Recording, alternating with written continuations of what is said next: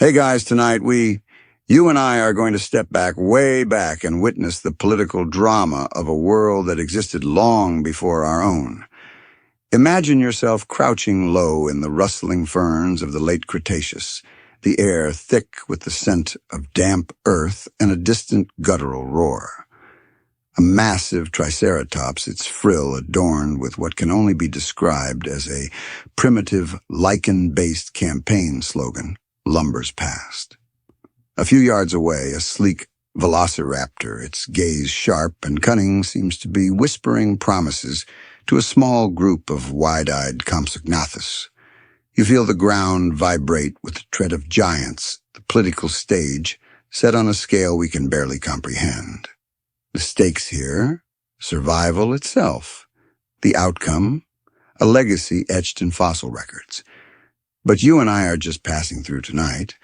We're observers, so you probably won't survive this, but we're going to get a front row seat to the most dangerous, most chaotic political arena in the history of life on Earth. So before you get comfortable, take a moment to like the video and subscribe, but only if you genuinely enjoy what I do here. Let me know where you're tuning in from and what time it is for you. Now dim the lights, maybe turn on a fan for that soft background hum, and let's ease into tonight's journey together. You're a silent observer in this prehistoric world, your presence unnoticed by the colossal figures debating the future. The political landscape of the late Cretaceous wasn't born overnight. Before the dinosaurs even had a chance to get their footing, a different kind of politics ruled the land. You see it in the shadows among the dim-witted proto-mammals and the massive, lumbering synapsids. The earliest form of political engagement wasn't about platforms or policies. It was about sheer survival and resource allocation. Imagine a pack of gorgonops with their saber-like teeth and menacing scowls negotiating hunting grounds with a herd of Scutosaurus. There were no rallies, no campaign posters, just a lot of teeth-baring and aggressive posturing. You're watching a proto-parliament of beasts where the leader is the one who can out-growl or out-muscle the rest, and every decision is a matter of life or death.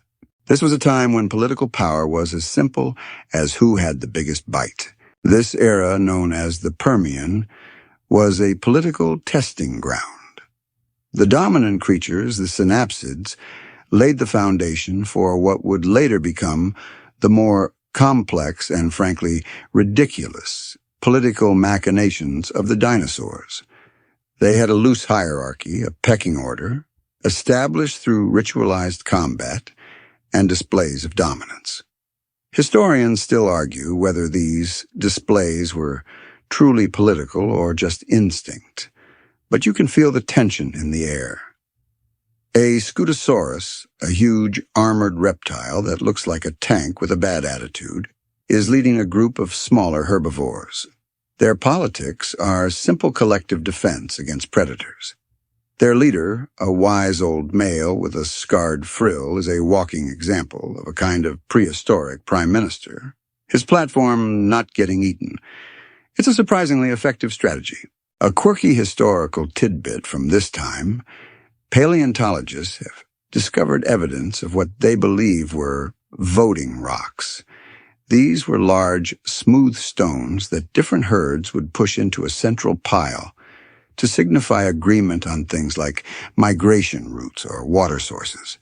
The more rocks, the more widespread the consensus. It's the most literal form of rock the vote you could ever imagine.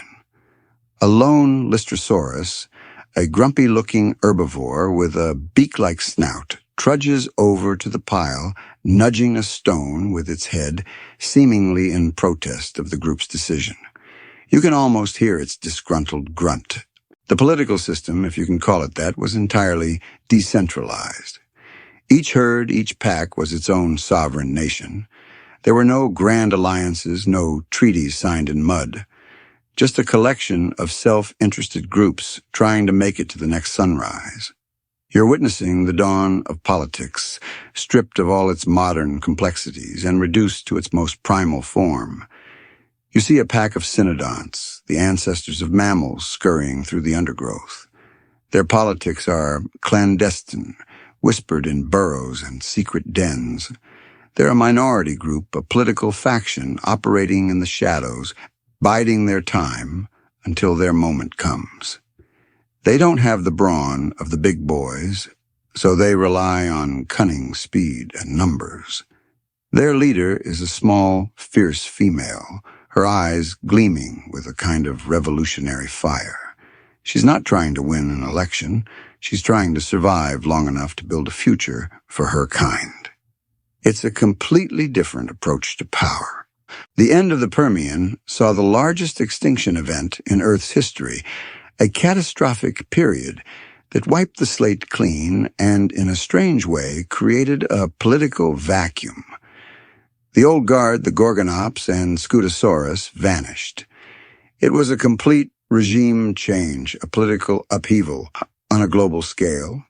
This opened the door for new players, new ideas, and new forms of governance. You're watching a new era begin. The first dinosaurs, small and relatively insignificant, are starting to emerge. They are the new political upstarts, the outsiders, with a radical new vision. They're quick, they're adaptable, and they're about to change everything. Their politics aren't about dominance through sheer size, but about resourcefulness and agility. The reign of brute force is over. The reign of cunning strategy and eventually all-out political warfare is about to begin. The stage is set for a new kind of drama, one with bigger characters, bigger stakes, and a final shocking conclusion. You can feel the shift in the air, a silent changing of the guard, and, this is just the beginning of a very long, very complicated story. As the old guard fades, a new political landscape emerges, and you feel the ground shifting under your feet, not from a tremor, but from the coordinated march of countless scaly feet. You're in the heart of the late Cretaceous, a time when the world truly belonged to the dinosaurs. The political scene has evolved past simple brute force and now resembles something far more structured, far more well-human. This is the Cretaceous campaign trail. And it's a chaotic, noisy, and surprisingly sophisticated affair. The air hums with the low-frequency rumble of political gatherings. You see banners made of woven reeds and dyed plant fibers hanging from towering ferns. The platforms, though not written on scrolls, are etched into soft riverbed clay, showcasing each candidate's vision for the future. The core issues are surprisingly familiar. The herbivores led by the ceratopsians and sauropods are clamoring for greater access to untouched grazing lands and arguing for stricter territorial laws to keep aggressive carnivores out of their neighborhoods. On the other side, the theropods like the raptors and tyrannosaurs advocate for a more pro-predator agenda, pushing for policies that would increase hunting rights and decrease the number of protected herbivore habitats. They see the herbivores' demands as an infringement on their natural rights. It's the classic political divide between the agricultural and the hunter-gatherer factions playing out on a colossal scale. A mainstream historical fact you learn from observing this era is that the hadrosaurs, often called duck-billed dinosaurs, were a major political force. Their large organized herds and sophisticated vocalizations allowed for complex communication and crucially coordinated voting. They were the swing voters of the Mesozoic. You watch a hadrosaur orator, a particularly loud and charismatic male, stand on a high rock and emit a series of resonant honks and bellows. It sounds like a foghorn, but to the rest of the herd, it's a powerful speech about the importance of preserving the lush swamplands. The crowd of hadrosaurs responds with a collective, booming honk of approval, a sound that shakes the very leaves around you. The quirky tidbit of this political scene is the existence of the Proto-Ceratopsian Postal Service. Tiny, fast-running dinosaurs like the ornithomimids were employed as messengers to carry political propaganda and news between different regions.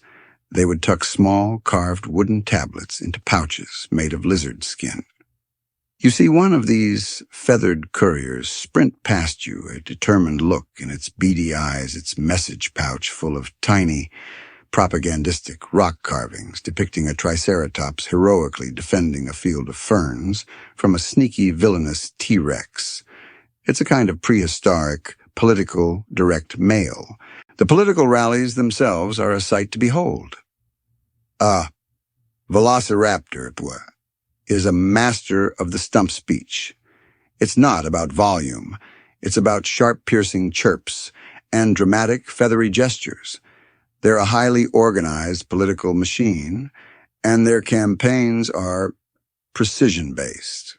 They promise swift action against threats and a more efficient use of resources, which of course means more meat for the theropods.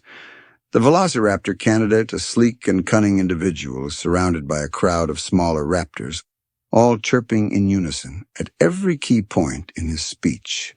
It's a bit like a political echo chamber, but with more feathers and far more teeth. Historians still argue whether the actual issues being debated were the ones that truly mattered to the average dinosaur.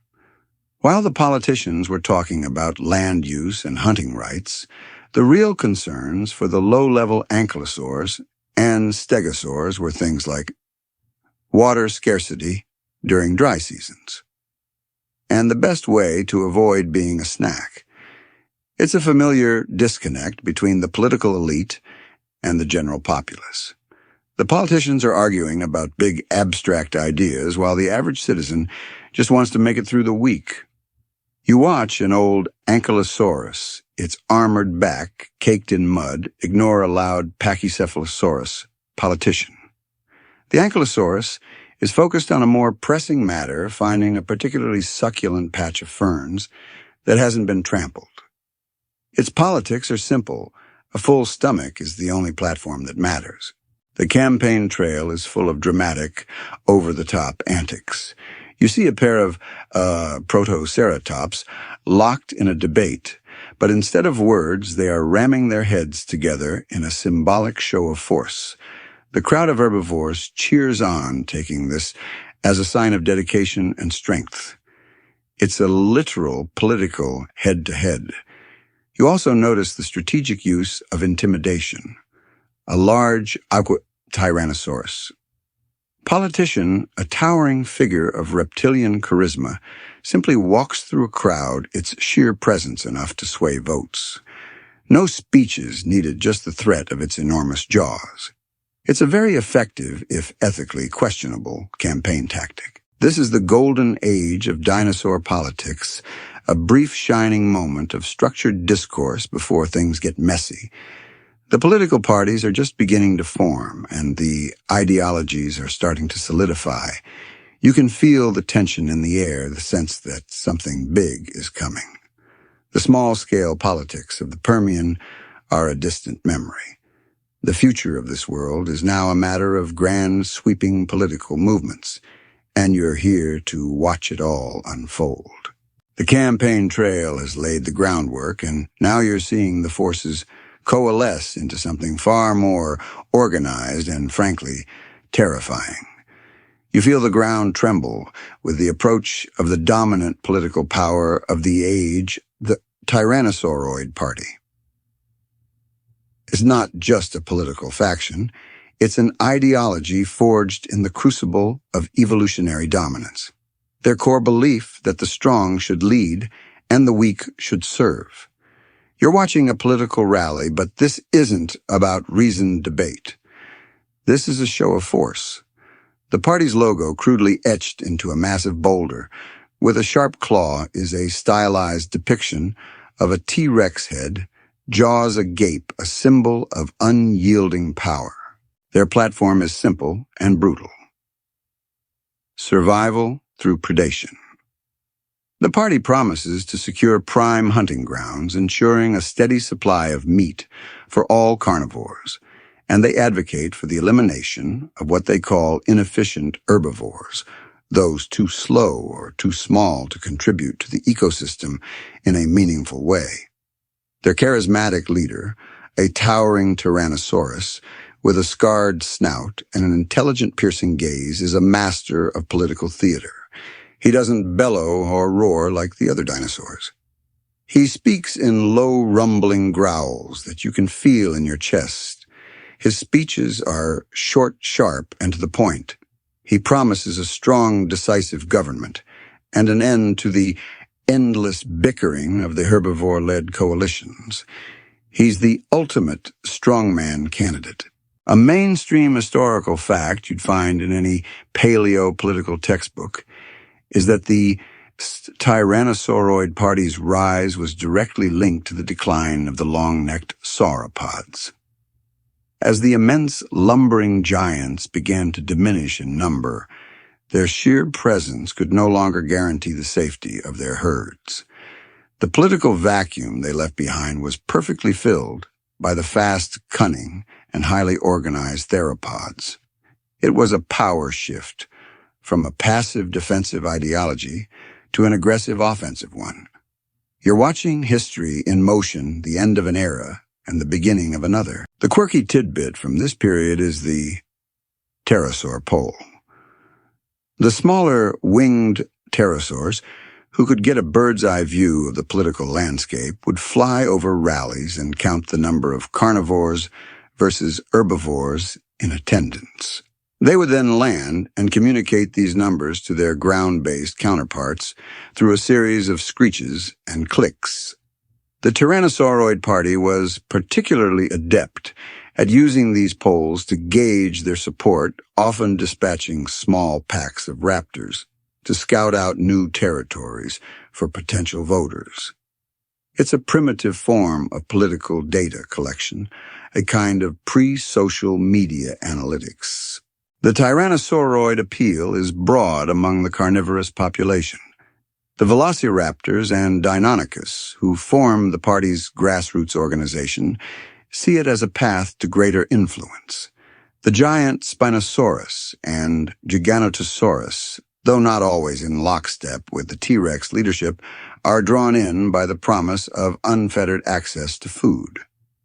The party's message resonates with a sense of carnivore pride. It's a call to action, a rejection of the soft policies of the herbivores, and a celebration of their natural place at the top of the food chain.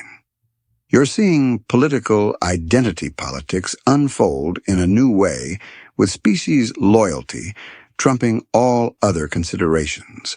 Historians still argue whether the Tyrannosauroid Party's rise was a consequence of environmental changes or if it was a political inevitability. Did the changing landscape, the receding seas, and the rise of new plant life favor their aggressive hunting strategies, or was their political philosophy so compelling that it would have triumphed regardless? You watch as the charismatic tyrannosaur leader walks through his supporters. He stops and gently nudges a small young velociraptor with his massive head. The young raptor chirps excitedly. It's a powerful moment, a show of paternal strength and a reassurance that the future is secure under his leadership. He's not just a predator, he's a protector, at least for his own kind. The party's propaganda is everywhere. They found a way to weaponize their own terror. Rock carvings in caves depict heroic T-Rexes, saving a pack of raptors from a rock slide or a brave Spinosaurus fending off a flood. These are deliberate political messages designed to reframe their predatory nature as a form of benevolent leadership. The message is clear. We are the strongest, and we will protect you as long as you're on our side. The herbivores you notice are never depicted as heroes. They are always shown as bumbling, unorganized, and in need of saving. The narrative is set, and it's a powerful one. You're witnessing the formation of a political machine, It's a ruthless, efficient, and unyielding force that is poised to take control of the entire political landscape. The opposition, as you will soon see, has its work cut out for it. But for now, the air belongs to the thundering roars of the Tyrannosauroid Party and their promise of a new world order. The roar of the Tyrannosauroid Party still echoes in the humid air, but as you move through the dense foliage, a different sound emerges, the low, rumbling hum of dissent. You're now on the other side of the political spectrum, witnessing the rise of the Triceratopsian opposition. They are a political force built on a platform diametrically opposed to the carnivore's agenda. Their core ideology is one of communal protection and peaceful coexistence, or at least a very, very heavily armed version of peaceful coexistence. Their political symbol is the shield-like frill of the Triceratops, representing their commitment to defense and their collective strength. Their platform is simple, and it resonates with a massive portion of the population: grazing rights and collective security. They champion the rights of all herbivores, from the small, scampering Pachycephalosaurus to the enormous sauropods. They argue for the establishment of protected grazing lands free from the constant threat of predation and advocate for mutual defense pacts between different herbivore species. Their leader, a wise and scarred Triceratops named Hornsby, is not a charismatic orator in the way a tyrannosaur is. He's a stoic figure, his speeches punctuated by deliberate, low-pitched snorts and the occasional headbutt to a nearby tree, a sign of his unwavering resolve. He promises a world where every dinosaur can graze without fear. A mainstream historical fact about this political movement is that the Triceratopsian opposition was a true coalition.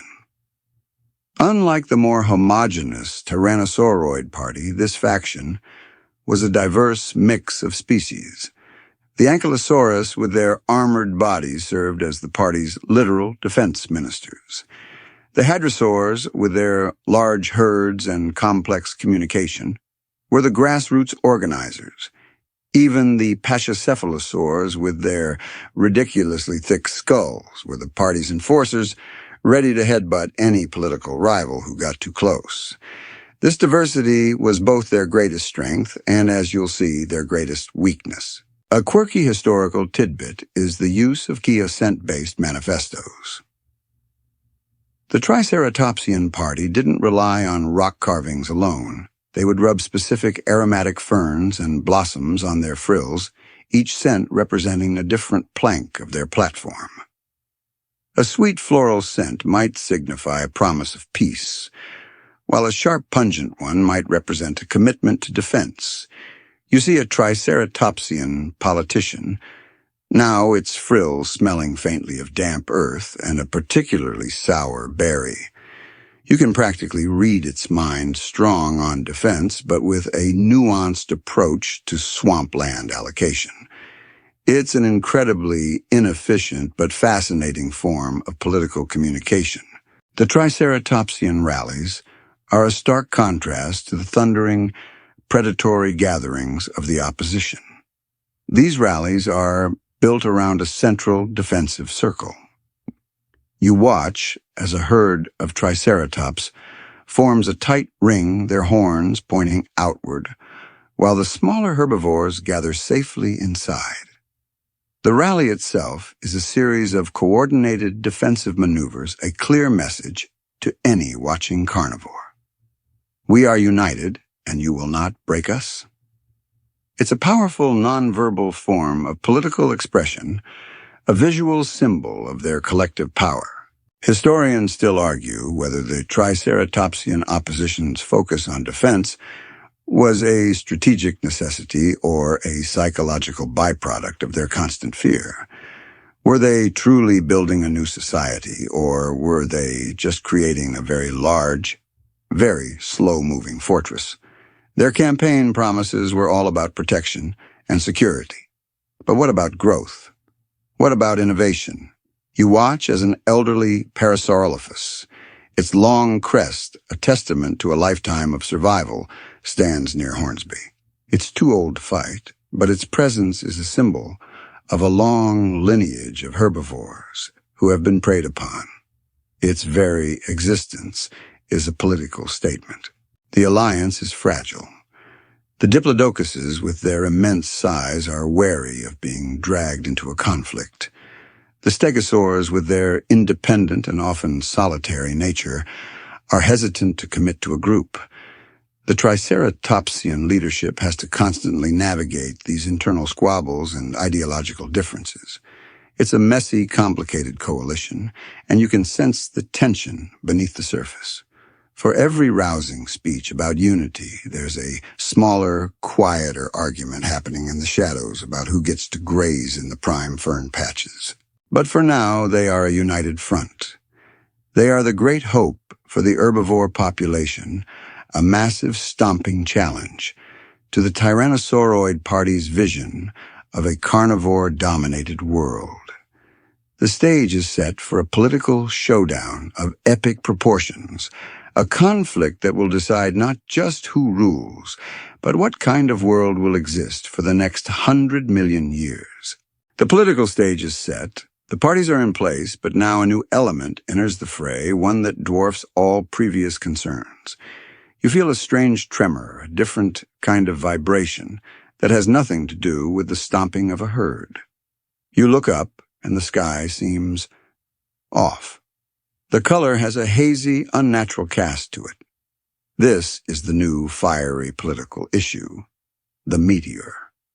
A global crisis that ignites the fiercest debate, yet a pre-cataclysmic political firestorm that makes all previous squabbles seem laughably small.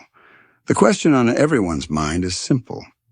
How do we deal with the impending cosmic threat? You see two main political factions emerging with wildly different solutions. The Stomp-and-Bury faction, led primarily by the Triceratopsian opposition advocates for a defensive collective approach. Their plan, as ridiculous as it sounds, is to stampede together and create massive, compacted earth bunkers. Their logic is that their combined weight and digging power will be enough to create a shelter large enough to ride out the blast. Their propaganda shows a united front of Triceratops and Ankylosaurus, working together to dig a massive trench, a symbol of their collective strength against the heavens. They're all about mitigation survival through unity. On the other side, the flight and forget faction, dominated by the Tyrannosauroid Party and the smaller, faster dinosaurs, proposes a more aggressive but equally absurd strategy. They believe the only way to survive is to flee the blast zone entirely and find a new home. Their plan is to use their superior speed and endurance to migrate to the far side of the continent, away from the predicted impact site. Their leader, a shrewd T-Rex, argues that attempting to fight a celestial object is foolish, and that a true leader knows when to cut their losses.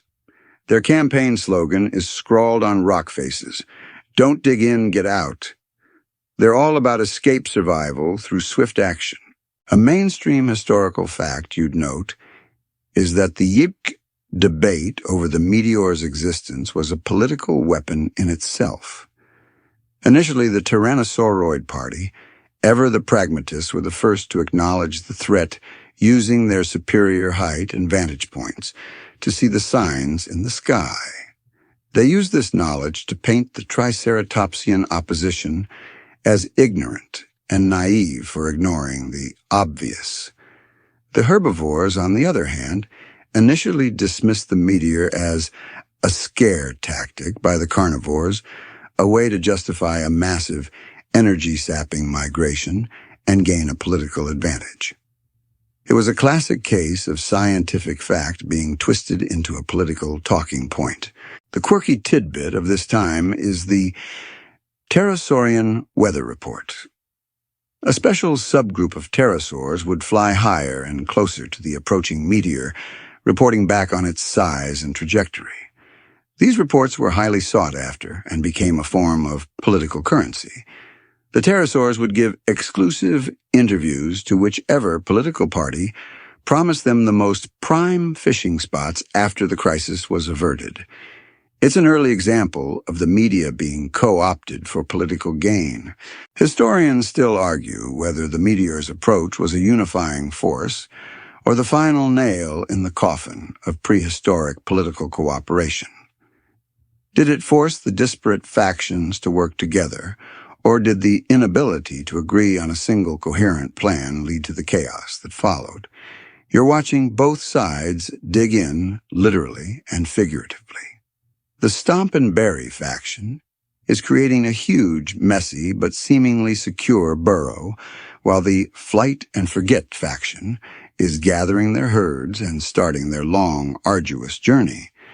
Neither plan is perfect, and you have a sinking feeling that both are ultimately doomed. The air thickens with dust and political rhetoric. The arguments become more frantic, more desperate. You see a Triceratops and a T-Rex, once political rivals now, locked in a frantic, non-violent debate. The Triceratops is snorting with urgency, pointing its horn towards its half-dug burrow. The T-Rex simply looks up at the sky, shakes its head, and starts to turn away. The chasm between their ideologies is a mile wide, and the meteor is coming in fast. This is the moment when all the petty politicking and power grabs suddenly seem meaningless, and the only thing that matters is the right decision. But there is no right decision, just a choice between two equally desperate gambles. While the meteor debate rages on, you notice a new player influencing the political narrative from a new angle. High above the squabbling ground dwellers, a powerful political lobby has taken flight. This is the Pterodactyl Lobby, a special interest group representing the diverse interests of the avian dinosaurs and other flying reptiles. They are a powerful, highly mobile force, and their influence is felt in every major political debate, from land rights to meteor mitigation. Their members include the large, elegant pteranodons and the smaller, more numerous pterodactyls, all united by their command of the skies. Their primary political goal is to secure and protect key air corridors and prime nesting grounds. They see the ground-based politics as a messy, inefficient affair and position themselves as the logical mediators and information brokers. They can literally see the big picture, and they use this advantage to their full political benefit. They are a political machine built on information asymmetry and aerial maneuverability. When a group of Triceratops are planning a new grazing route, the Pterodactyl Lobby knows about it first. When a T-Rex is scouting a new hunting territory, they've already mapped the most efficient flight path over it. A mainstream historical fact is that the Pterodactyl Lobby was the first political entity to successfully demand tolls for information. They wouldn't simply give away their aerial intelligence. Instead, they would demand concessions from the ground-based parties. For a report on the movements of a rival herd, a pteranodon might demand exclusive fishing rights in a particular lake. For a flight path over a new territory, a pterodactyl might ask for a percentage of the kill. This established a new form of political power, one based not on size or strength, but on the control of valuable data. The quirky tidbit from this time is that the Pterodactyl Lobby had a very unique form of political messaging. They would fly in synchronized formations, creating intricate temporary shapes in the sky. A V formation might signify a united front, while a spiraling helix might be a sign of protest. You look up and see a group of pteranodons flying in a perfect circle above a Tyrannosauroid rally. It's a clear, non-verbal message. We are watching and we control the skies. It's a form of political theater that no ground dweller could ever hope to replicate. The Pterodactyl Lobby's stance on the meteor debate is particularly fascinating. They don't fall neatly into either the Stomp-and-Bury or the flight and forget camps. They see both plans as fundamentally flawed for their own interests. They argue that digging would disrupt their nesting grounds and a mass migration would leave them without a fixed, reliable source of food and shelter. Instead, they propose a third option: strategic dispersal. Their plan is to spread out across the globe, using their flight capabilities to survive the immediate cataclysm, and then reconvene in new, safer territories. They're positioning themselves as the ultimate survivors, the ones with a plan B, C, and D. Historians still argue whether the Pterodactyl Lobby was a force for good, a neutral information broker, or a self-interested parasite feeding off the fear and desperation of others. Were they a necessary bridge between disparate factions, or were they just a collection of opportunistic flyers? You're watching a small, sleek pterodactyl land on a branch near a Triceratopsian gathering. It chirps a series of rapid-fire clicks and screeches its message, received by a nearby hadrosaur, which immediately changes its route. The pterodactyl then takes flight, a small, triumphant cry echoing in the air. Its work is done, and it has just altered the political landscape with a few quick vocalizations. Their political influence is subtle but profound. They don't hold rallies or give speeches in the traditional sense. Their power lies in whispered conversations, in the exchange of secrets, and in their ability to see what others cannot. They are the ultimate back-channel negotiators, the kings and queens of prehistoric diplomacy. You can feel the frustration of the ground-based politicians who know they need the pterodactyl's information, but resent having to pay their exorbitant prices. But in a world teetering on the edge of extinction, information is more valuable than any amount of territory or meat. The political stage is a chaotic mess, a tangle of competing ideologies and panicked strategies. But beneath the surface, you sense something far more sinister at play. This isn't just about different ideas, it's about the deliberate manipulation of the system itself. You're now witnessing the murky world of an electoral rigging in the Mesozoic, a period of unprecedented corruption that casts a dark shadow over the entire political process. The politicians aren't just debating, they're cheating, and it's a surprisingly complex affair. The most common form of fraud is what you could call swampland gerrymandering. The Tyrannosauroid Party, in a particularly audacious move, would deliberately carve out new territories for their hunting packs. They would drive out herbivore herds from a prime watering hole, claiming the land was now unfit for grazing. This would reduce the number of potential herbivore voters in a given political district, ensuring a landslide victory for the carnivore candidates. You're watching a pack of velociraptors led by a particularly shrewd-looking beta chase, a family of Pachycephalosaurus from a lush, fern-covered bog. The beta doesn't even bother to hunt them. It just drives them away, a clear act of voter suppression. A mainstream historical fact is that the hadrosaur's high population density and organized voting made them prime targets for fossilized voter fraud. The Tyrannosauroid Party would often dispatch small, swift dinosaurs to infiltrate hadrosaur herds and pretend to be part of the community. These infiltrators, known as hadsbots in paleo-political circles, would then try to confuse the voters, telling them the wrong date for a key referendum or subtly redirecting them to a different, less important vote. It was a kind of primitive disinformation campaign designed to sow chaos and confusion. The quirky tidbit from this time is the brachiation ballot box.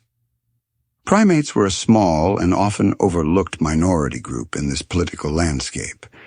They would use their incredible climbing skills to hide ballot rocks in high trees, away from the prying eyes of the larger dinosaurs. They had a complex system of knots and vines that would signify their votes. However, rival factions, particularly the agile Deinonychus, would often climb these trees and scatter the rocks, effectively invalidating the votes. It was a kind of low-tech voter intimidation, a reminder that even the most secure system could be compromised. Historians still argue whether the widespread corruption was a symptom of the impending meteor threat, or if it was a political inevitability. Did the fear of extinction lead to a win-at-all-costs mentality, or was the political system so fundamentally flawed that it was bound to happen? You're watching a political machine in its final, desperate throes. The T-Rex is not just a strong man, he's a criminal mastermind, pulling the strings from behind the scenes. The Triceratopsian leadership, for all their talk of honesty and integrity, are not entirely blameless either. They've been known to bribe the Pterodactyl Lobby with promises of prime nesting grounds in exchange for favorable intelligence. The whole system is rotten. The most insidious form of corruption is the fossilized voter fraud. The idea is simple. A dishonest politician would take a freshly deceased dinosaur, use a special tool to carve a vote into its bones, and then bury it in a location where it would be found and counted by the Electoral Committee. It's a grisly but effective way of stuffing the ballot box.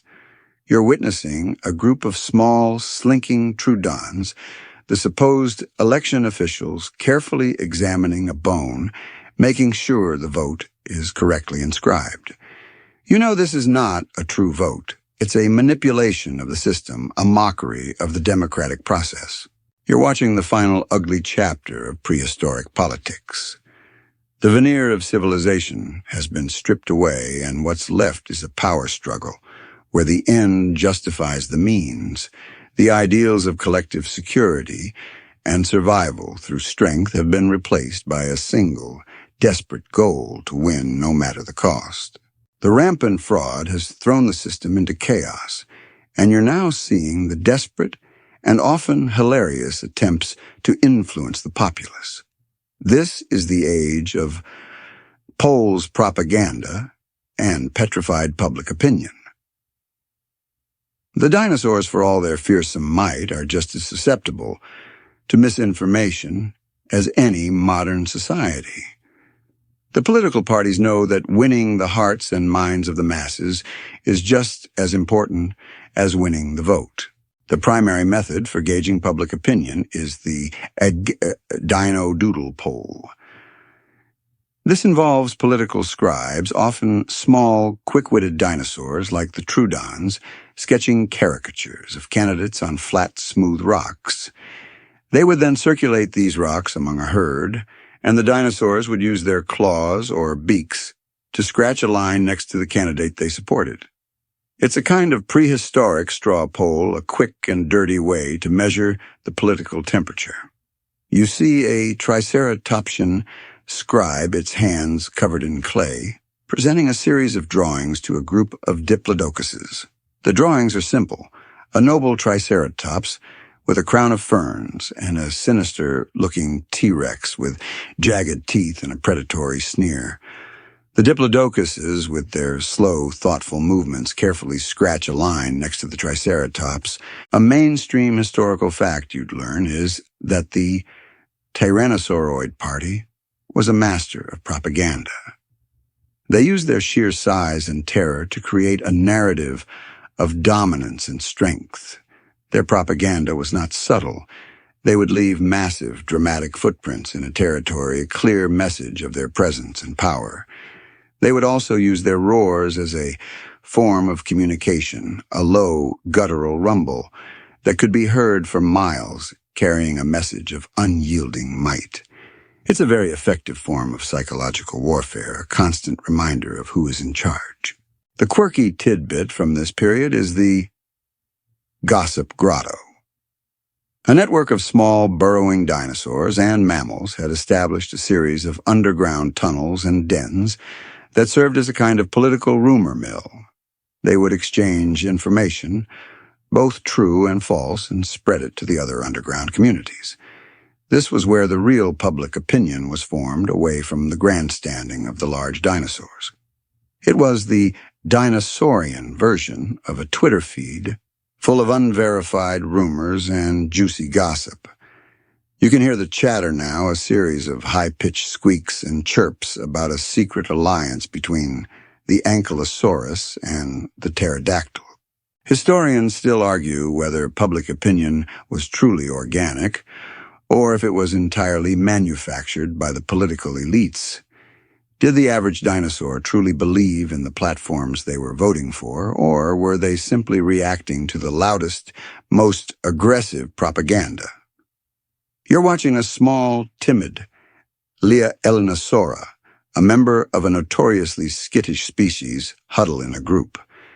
A Deinonychus politician is giving a speech, its feathers fluffed up in a show of false benevolence. The Leia-Elinosaura, clearly terrified, nods in agreement with everything it says its vote, a product of fear, not conviction. The propaganda is all-consuming. The Triceratopsian opposition, in a bid to counter the Tyrannosauroid Party's fear-mongering, created their own form of positive messaging. They would carve intricate, beautiful images of herbivore communities living in harmony with lush ferns and bubbling streams. They would also use their own bellows, a deep, resonant hum that was meant to convey a sense of peace and tranquility. It's a battle of ideas, a war of perceptions, and the ultimate prize is the mind of the dinosaur. The public, for the most part, is a confused and terrified mob. They are being pulled in two different directions, and they don't know who to trust. They are just trying to survive, and the political rhetoric is making it impossible to tell friend from foe. The political machine is a runaway train, and the passengers are too scared to jump off.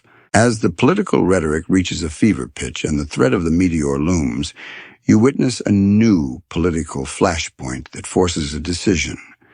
This is the Great Migration Referendum, a pivotal moment where species must vote on a massive continent-spanning migration to escape the environmental shifts caused by the celestial threat.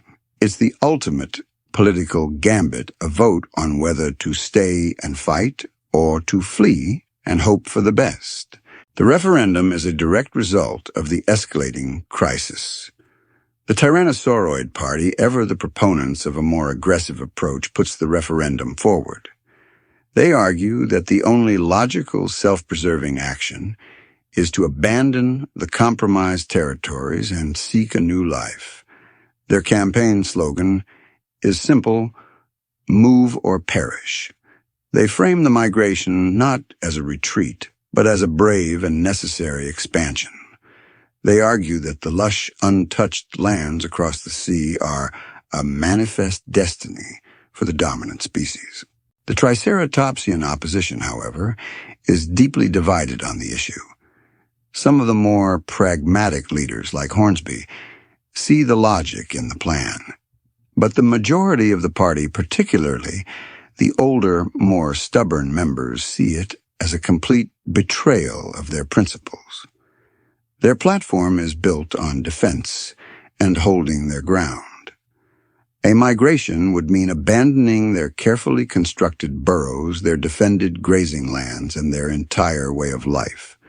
They argue that the migration is a trap, a way for the carnivores to lead the herbivores into an ambush. Their counter-slogan is dig in, not out. A mainstream historical fact, you'd find, is that your referendum was not a simple yes or no vote. It was a series of regional votes, with each territory deciding for itself. This led to a fractured political landscape, with some herds choosing to stay and some choosing to go. It was a complete breakdown of any pretense of a unified global government.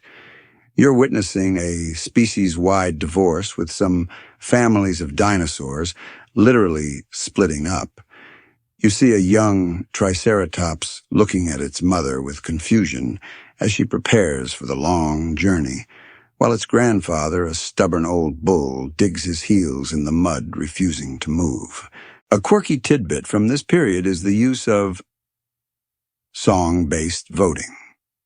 The sauropods, with their massive lungs and low-frequency vocalizations, would sing a specific deep song to signify their vote. A long, mournful hum meant no, while a series of short, sharp hums meant yes. You can feel the air around you vibrating with the sound, a massive, ongoing debate expressed through pure sound waves. It's a beautifully simple but politically complex way to vote. Historians still argue whether the Tyrannosauroid Party truly believed in the migration or if they were using it as a political tool to weaken their rivals. Did they honestly think it was the best way to survive, or were they just trying to sow chaos and confusion? You're watching the T-Rex leadership, with a cunning look in their eyes as they send out scouts to map the migratory route. They seem to be less concerned with the well-being of the other dinosaurs and more interested in the strategic opportunities the chaos presents. The outcome of the referendum is a mess. The yes vote wins by a small margin, but the results are highly contested. Some species refuse to abide by the results, leading to further internal conflicts. The political system, already on the brink of collapse, shatters completely. Great migration begins, but it's not a unified, orderly march. It's a chaotic, desperate race for survival, with every dinosaur for itself. The Great Migration is a chaotic, desperate affair, a torrent of terrified animals moving across the continent. But you notice a defiant, unmoving presence in the midst of this panic. This is the Armored Bloc, a powerful conservative political faction that has chosen to stand its ground literally and figuratively. They are led by the mighty Ankylosaurus, along with other heavily armored dinosaurs like the Stegosaurus and Nodosaurus.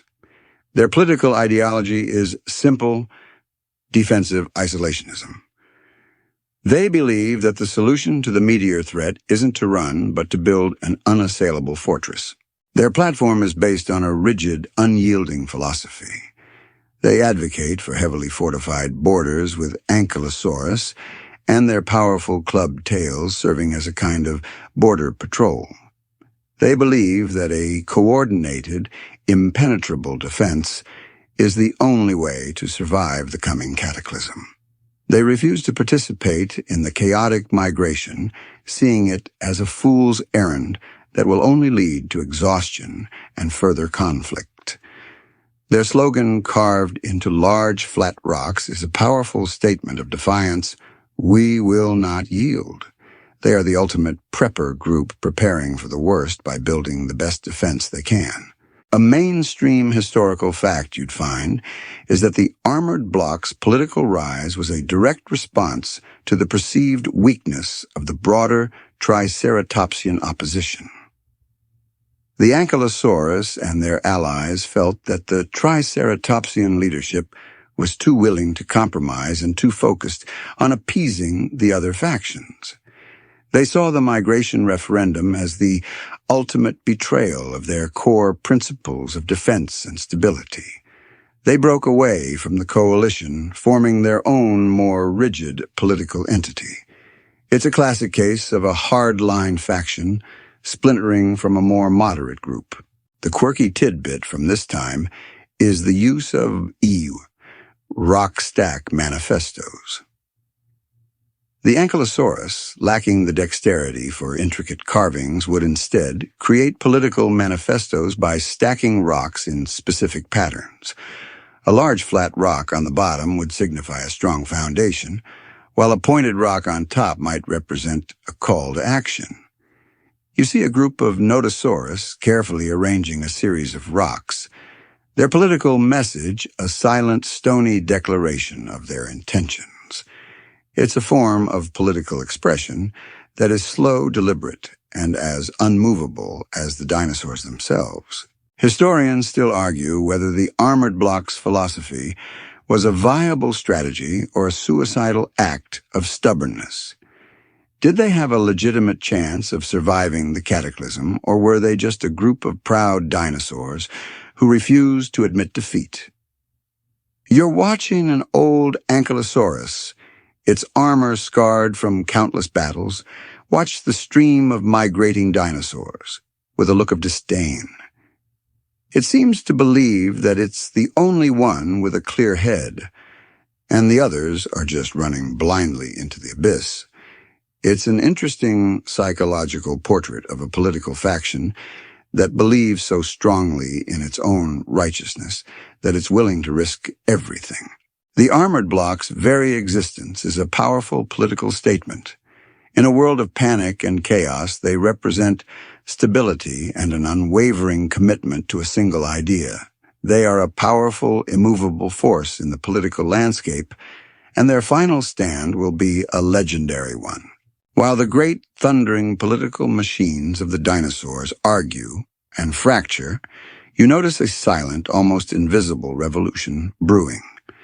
You're now in the subterranean world witnessing the age of small mammals, a silent subterranean revolt.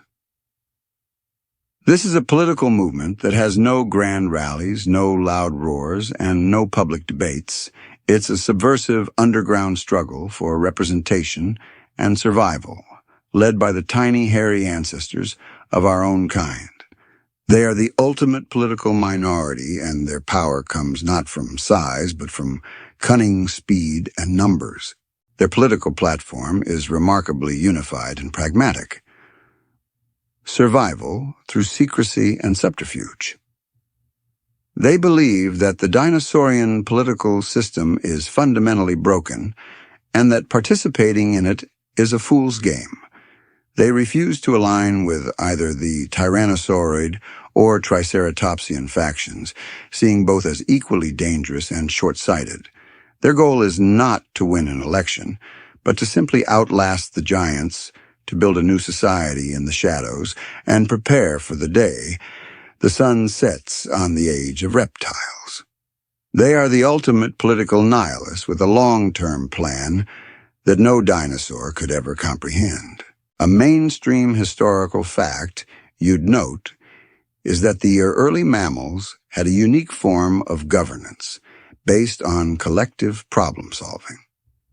Instead of a single charismatic leader, their political structure was a decentralized network of tunnels and burrows. Each burrow had a burrow council that would vote on issues of food storage, predator evasion, and tunnel expansion. Their decisions were then communicated to other burrow councils through a series of tapping and scratching noises, a kind of subterranean telegraph. It's a completely different model of governance, one based on cooperation rather than competition. A quirky tidbit from this period is the seed-based economy. The mammals would use small, polished seeds as a form of currency, but also as a way of keeping track of political debts and favors. A politician might owe another politician 5 seeds for a tip on a predator's patrol route, a kind of primitive political bartering system. The seeds were not just currency. They were a form of political capital, a way of building alliances and ensuring loyalty. You're watching a small mammal, its whiskers twitching with calculation, carefully placing a handful of seeds in front of another, solidifying a deal that could mean the difference between life and death. Historians still argue whether the mammal's decision to remain in the shadows was a masterstroke of political strategy or a simple act of fear. Did they have the foresight to know the dinosaurs were doomed, or were they simply too terrified to participate in the grand political debates? You're watching a tiny mammal scurrying through a tunnel, its eyes wide with terror as the ground above it trembles from the passing of a dinosaur.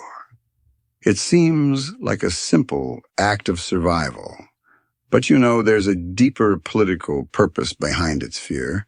The small mammal's political movement is a quiet, ongoing rebellion. They are not fighting for power. They are fighting for existence.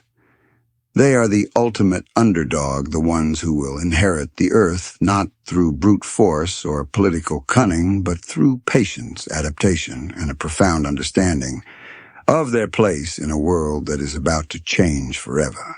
The political system is a chaotic mess, a tangle of competing factions and desperate strategies.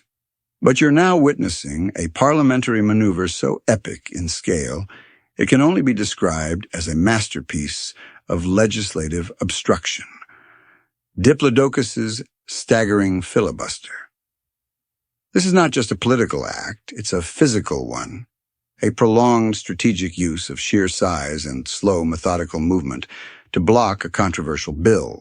The bill in question is the Rapid Reclamation Act, put forth by a coalition of small, fast-moving dinosaurs who want to reclaim a huge swathe of land for hunting and grazing.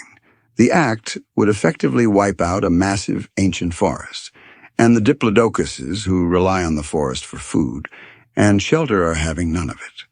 They can't win the vote as they are a small minority. So their leader, an enormous ancient diplodocus, with a neck so long it seems to scrape the clouds, decides to block the bill the only way he knows how, by literally standing in the way. A mainstream historical fact you'd find in any paleopolitical textbook is that the diplodocus's filibuster lasted for an unprecedented 3 days. For 72 hours, the diplodocus leader stood in front of the makeshift legislative hall, a massive tree trunk, and spoke. He didn't speak with eloquence or charisma. He spoke with sheer, unyielding repetition. He would slowly and deliberately read from a long, carved stone tablet detailing the history of the forest. He would then repeat the entire thing over and over again, his low, humming voice a constant, infuriating drone. The quirky tidbit from this time is that the diplodocus used a series of tail taps to communicate with his supporters. A slow, rhythmic tap of his tail on the ground would signify that he was still going a reassurance to his allies that he would not yield. A series of rapid staccato taps would signify a call to action, a request for more food or water. It was a silent but incredibly effective form of communication that kept his supporters informed and demoralized his opponents. Historians still argue whether the filibuster was a legitimate political tactic or a symbol of the system's complete failure. Was it a brave last-ditch effort to save his home, or was it a childish tantrum by a dinosaur who couldn't get his way? You're watching a group of small, angry dinosaurs, their arms crossed, pacing back and forth in front of the giant diplodocus. They can't physically move him, and they can't stop his drone. Their frustration is palpable, a testament to the power of one single-minded individual. The filibuster ultimately fails. The diplodocus, exhausted and starved, eventually collapses. But his act of defiance is not in vain. It rallies a new coalition of disgruntled herbivores and inspires a new generation of political activists who realize that true power doesn't always come from winning a vote, but from having the courage to stand in the way. The political chaos is now a full-blown media circus. You're witnessing the rise of the paleopundits and the primordial press, a new political force that shapes public opinion and influences elections with a torrent of information, misinformation, and sensationalism. This is the age of the political media, and it's a chaotic, noisy, and often unreliable affair. The primary method of news dissemination is the screeching news raptors. These are small, quick-witted dinosaurs like the Archaeopteryx, who would perch on high branches and loudly screech news stories to the crowds below. They were the ultimate political commentators, their high-pitched screeches and squawks filled with analysis opinion and a healthy dose of biased reporting. A news raptor might screech a story about a T-Rex's latest hunting success while completely ignoring the Triceratops's new communal grazing plan. Their opinions were, for the most part, for sale to the highest bidder. A mainstream historical fact is that the primordial press was the first to use scandal sheets to influence a vote. These were long, thin strips of tree bark with salacious, often fabricated stories scratched onto them with a sharp claw. They would be distributed among the herds filled with stories about a Triceratops politician's unnatural love for a carnivore or a T-Rex leader's secret plan to eat all the children. It was a kind of primitive tabloid journalism, and it was devastatingly effective. A quirky tidbit from this time is the gossiping protobirds. These are small, feathered creatures who would gather on a single branch and loudly and often inaccurately recount the day's political events. They were a kind of living, breathing news aggregator, and their stories would be passed from one flock to another, changing and twisting with each retelling. You're watching a group of them now, their heads bobbing as they debate the authenticity of a recent political scandal. Historians still argue whether the rise of the primordial press was a sign of a healthy political system or a symptom of its decline. Did it give the public more information, or did it just create more noise and confusion? You're watching a young Triceratops, its eyes wide with fear as it listens to a news raptor screech a story about a meteor that is bigger than we thought. It's a reminder that information in the wrong hands can be a weapon of mass hysteria. The primordial press is a powerful, chaotic force, and it's a sign that the political system has become less about ideas and more about perception. The political system, already on the brink of collapse, is now facing its ultimate test. You're witnessing the post-election catastrophe, a united front. The election results are in, and it's a disaster. The Tyrannosauroid Party has won a landslide victory, thanks, in no small part, to their gerrymandering and voter fraud. But their victory is a hollow one. The meteor, once a distant political talking point, is now a clear and present danger, a fiery streak in the sky that grows larger by the hour. The debates are over. The political games are finished. Now a final, desperate unity must emerge in the face of extinction. You see the Tyrannosauroid leader, once so confident and full of bluster, now looking up at the sky with a look of profound dread. His victory means nothing. He has won the election, but he is about to lose the world.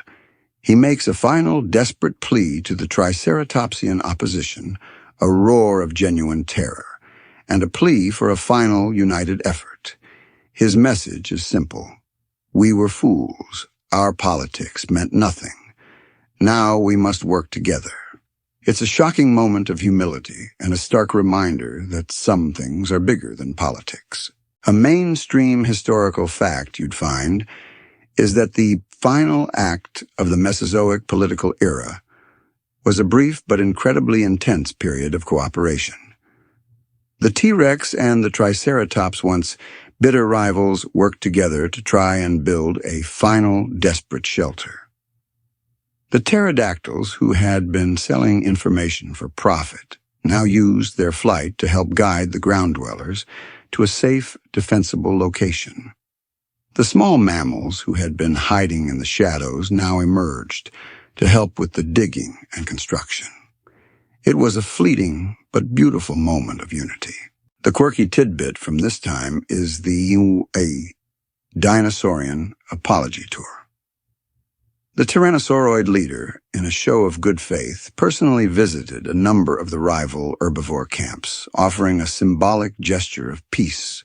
He would lower his massive head and gently nudge a Triceratops's frill, a gesture that, in any other circumstance, would have been a prelude to a fight, but now was a sign of a truce. It was a moving and frankly heartbreaking sight to see. Historians still argue whether this final, desperate cooperation would have been enough to save them. Did they come together too late, or was their fate sealed from the moment the meteor entered the atmosphere? You're watching the final moments of a civilization. The T-Rex and the Triceratops, once enemies, are now allies, their collective roars and bellows, not of triumph, but of a shared, terrible fear. The political stage is no longer about winning or losing. It's about a final, desperate struggle for survival. The dust from the impact has not yet settled, but you are a quiet observer looking back on the political drama that unfolded. The roars of a T-Rex and the bellows of a Triceratops are now just a fading echo, a fossilized whisper in the annals of time. This is the final chapter, a reflective look at the legacy of prehistoric politics and what lessons can be gleaned from their ultimate demise. You're watching the final chaotic moments. The great political machines have crumbled, their carefully constructed platforms and ideologies rendered meaningless by a single, indiscriminate act of nature. The Tyrannosauroid Party's vision of a strong, predatory world and the Triceratopsian opposition's dream of a peaceful collective society have both been extinguished. Their political debates, their gerrymandering, and their propaganda all seem so futile now. It was all a grand, pointless game played on a stage that was about to be destroyed. A mainstream historical fact that you'd learn is that the small mammals who had been hiding in the shadows were the ultimate political victors. Their strategy of non-participation, of waiting out the storm, was not a sign of weakness, but a masterstroke of political foresight. While the giants were busy fighting over land and power, the mammals were quietly building a new society, a new political order, one based on cooperation, adaptability, and a deep understanding of the world around them. They had no interest in leading the world, only in surviving it. The quirky tidbit from this era is the political fossils. Paleontologists have discovered fossils that show a T-Rex and a Triceratops locked in a final embrace, their bones intertwined. These are not just the fossils of two dinosaurs. They are the fossils of two political rivals who in their final moments realized that their differences were meaningless. It's a tragic, beautiful monument to a shared, terrible fate. Historians still argue whether the dinosaurs' politics were a reflection of their nature, or if their nature was a reflection of their politics. Did their inherent aggression and territorialism lead to a broken political system, or did their political system force them to be aggressive and territorial?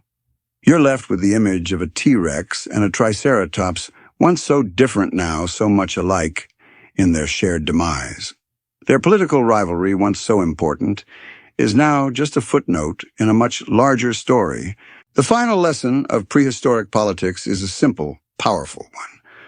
No matter how grand your ideas, no matter how powerful your party, no matter how clever your strategy, you are ultimately at the mercy of forces far greater than yourself. The dinosaurs, for all their might, were so focused on fighting each other that they failed to see the danger coming from the sky. Their political system, for all its complexity, was a distraction, a sideshow to the real main event survival.